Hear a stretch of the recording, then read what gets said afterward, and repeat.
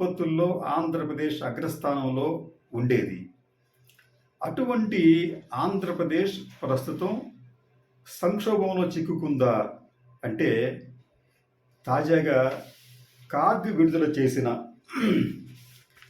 ఒక నివేదిక, CAG monthly key indicators for 2023, 24 and 24 and 25, ఈ నివేదికను ఒకసారి పరిశీలిస్తే ఆంధ్రప్రదేశ్లో ఆదాయం పెరగటం లేదు, ఖర్చులు మాత్రం అపారంగా పెరిగిపోతున్నాయి. మీకు ఒక ఉదాహరణ ఏమిటంటే, పన్నుల రూపంలో ఆంధ్రప్రదేశ్కు ప్రధానంగా వచ్చే ఆదాయం గత ఏడాదితో పోలిస్తే ఈ ఏడాది మొదటి అర్ధ సంవత్సరంలో దాదాపు 10% తగ్గింది. సరే, ఈ తగ్గిన దాన్ని వేరే రూపంలో భర్తీ చేస్తున్నామంటే భర్తీ చేసేందుకు ఆస్కారం ఎక్కడా కనిపించడం లేదు. కనిపించకపోగా ఈ ప్రభుత్వం కొత్తగా హామీలు ఇచ్చింది. ఆ హామీల అమలు కోసం అని చెప్పి నిధులు లేక అప్పులు చేస్తుంది. అంటే ఈ రోజున ఆంధ్రప్రదేశ్ అనేది సంక్షోభంలో కూరుకుపోవటానికి ఒకటి ఆదాయం తగ్గిపోవటం, రెండవది చేసిన హామీలు లేదా ఇచ్చిన హామీలు ఈ పథకాలను అమలు చేయడం కోసం అని చెప్పి అప్పులు చేయటం. చంద్రబాబు నాయుడు గారి ప్రభుత్వం అధికారంలోకి వచ్చిన తర్వాత దాదాపు అన్ని రకాల అప్పులు, బడ్జెటరీ, నాన్ బడ్జెటరీ అప్పులు ఏవైనా కానివ్వండి, దాదాపు 1,50,000 కోట్ల రూపాయలు చేసింది. ఇంత చేసినప్పటికీ కూడా ఈ రాష్ట్రం అనేది ఆర్థికంగా కోలుకోవటానికి ఆయన ఇప్పటి వరకు ఎటువంటి ప్రయత్నము చేయలేదు. ఒక ఆసక్తికరమైన విషయం ఏమిటంటే, ఆంధ్రప్రదేశ్ను కుదేలు చేస్తున్న రంగం ఏదైనా ఉంది అంటే అది ఉద్యోగ వ్యవస్థ. అంటే ప్రపంచంలో ఏ ప్రభుత్వానికైనా ఉద్యోగ వ్యవస్థ అనేది అత్యవసరం, అనివార్యం.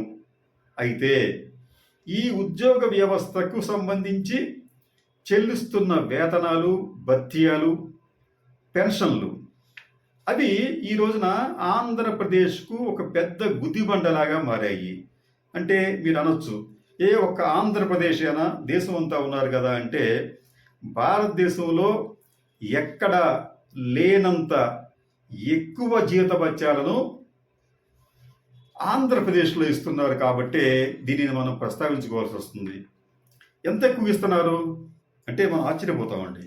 మీకు 2022-23 సంవత్సరంలో రాష్ట్రానికి సంబంధించి వచ్చిన మొత్తం ఆదాయం, పన్నేతర ఆదాయం, అది దాదాపు 83,443 కోట్ల రూపాయలు.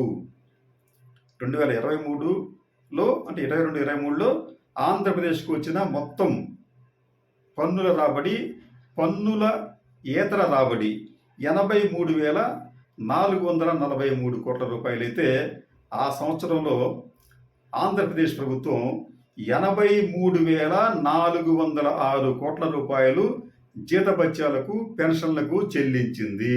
అంటే వచ్చినట్లుగానే ఉద్యోగుల ఖాతాల్లోకి వెళ్ళిపోయింది. సరే, ఆ తర్వాత 23-24 సంవత్సరంలో ఈ పన్నేతర రాబడులు కాస్త పెరిగాయి. 93,410 కోట్ల రూపాయల ఆదాయం వస్తే, ఆ మేరకు ఉద్యోగులకు సంబంధించి వారి జీతభత్యాలు కూడా పెరిగాయి. వారికి ఆ సంవత్సరంలో 85,385 కోట్ల రూపాయలు జీతాలు, పెన్షన్లుగా ఈ రాష్ట్ర ప్రభుత్వం చెల్లించింది.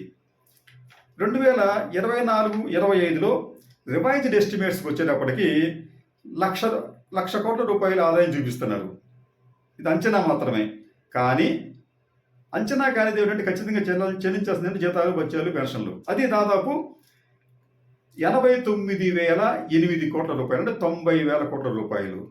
అంటే 1,00,00,000 కోట్ల రూపాయల రాబడి పన్నుల రూపంలో వస్తుందో లేదో తెలియదు. కానీ వచ్చినా రాకపోయినప్పటికీ కూడా ఈ ఉద్యోగులకు దాదాపు 90,000 కోట్ల రూపాయలు ఈ రాష్ట్ర ప్రభుత్వం చెల్లించవలసి ఉంటుంది. ఇది ఎంత ఎక్కువ అంటే మిగతా రాష్ట్రాలతో పోలిస్తే అసాధారణంగా ఉంది పర్సంటేజ్ అనేది. ఫర్ ఎగ్జాంపుల్ మీకు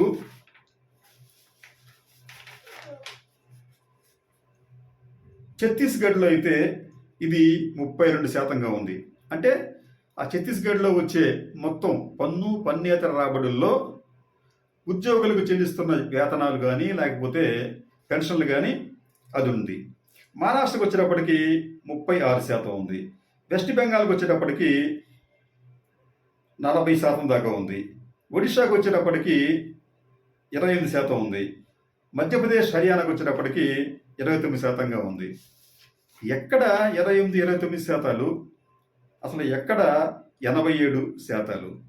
సరే, మనం ఇంకో కంపేర్ చేద్దాం. మన పొరుగునే ఉన్న తెలంగాణ, అంటే మొన్నటిదాకా మనతో పాటు ఉన్న ఈ రాష్ట్రం, అక్కడ కూడా రాష్ట్ర ప్రభుత్వ ఉద్యోగులు ఉన్నారు, అక్కడ కూడా వేతనాలు పెరుగుతూనే ఉన్నాయి. కానీ ఆంధ్రప్రదేశ్తో పోలిస్తే వారిది ఎంత తక్కువ ఒకసారి మనం గమనిద్దాం. 2022-23లో ఆ రాష్ట్రంలో పన్నేతర రాబడులు 1,26,503 కోట్ల రూపాయలైతే ఉద్యోగులకు జీతాలు, బత్యాలు, పెన్షన్లుగా ఇచ్చింది కేవలం 46,779 కోట్ల రూపాయలు. ఈ పర్సంటేజ్కి వచ్చేటప్పటికి 37% మాత్రమే. కానీ మీకు అదే సంవత్సరం ఆంధ్రప్రదేశ్ 100% చెల్లించింది, అంటే వచ్చినట్టుగానే చెల్లించేసింది. ఇక్కడ నెక్స్ట్ 22-23లో ఈ పన్నేతర ఆదాయాలు తెలంగాణలో 1,35,618 కోట్లుంటే ఉద్యోగులకు ఇచ్చిన వేతనాలు, బత్యాలు, పెన్షన్లు అయితే 55,752 కోట్ల రూపాయలు ఇచ్చింది. అంటే వచ్చిన ఆదాయంలో దాదాపు 41% ఇచ్చింది. అదే సంవత్సరం ఆంధ్రప్రదేశ్కి వచ్చేటప్పటికి 91% వచ్చింది. ఇది నిజంగా ఖచ్చితంగా ఆందోళన కలిగించే అంశం. ఎక్కడ 41% తెలంగాణలో, ఎక్కడ 91% ఆంధ్రప్రదేశ్లో. రివైజ్డ్ ఎస్టిమేట్స్కి వచ్చేటప్పటికి 24-25లో తెలంగాణ దాదాపు వచ్చిన ఆదాయంలో 30% ఉద్యోగులకు జీతభత్యాలు, పెన్షన్ రూపంలో చెల్లిస్తూ ఉంటే, అదే ఏపీకి వచ్చేటప్పటికి 87% ఉంది.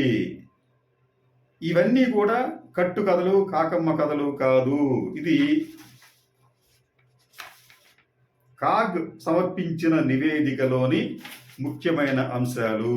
అంటే ఆంధ్రప్రదేశ్లో పౌరులు చెల్లిస్తున్న పన్నులు అన్నీ కూడా ఉద్యోగుల వేతనాలకు, భత్యాలకు, పెన్షన్లకు సరిపోతుంది.